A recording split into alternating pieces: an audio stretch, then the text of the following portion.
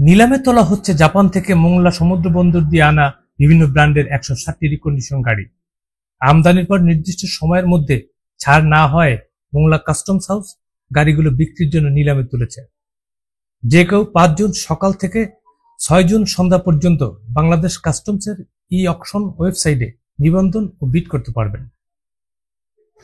Recondition এসব গাড়ির মধ্যে রয়েছে নিশান, পাজেরো, এক্সিও হাইব্রিড, পিয়ার্স hybrid, Toyota Vitz, Probox, Aqua hybrid, Toyota hybrid, Corolla Fielder, Hiace, micro ও অ্যাম্বুলেন্স সহ বিভিন্ন ব্র্যান্ডের 160টি গাড়ি রয়েছে। নিলামে ওঠা গাড়ির মধ্যে 1993, 96, 97, 98, 99, 2006, 7, 8, 9, 11, 13, 17, 18, 19, 20, 21 ও 22 সালের বিভিন্ন মডেলের গাড়ি রয়েছে।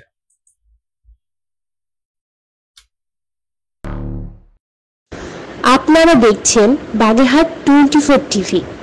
সব খবর পেতে আমাদের সাথে যুক্ত থাকুন। সাবস্ক্রাইব করে আপনার প্রিয় পছন্দের চ্যানেলটির সাথে থাকুন।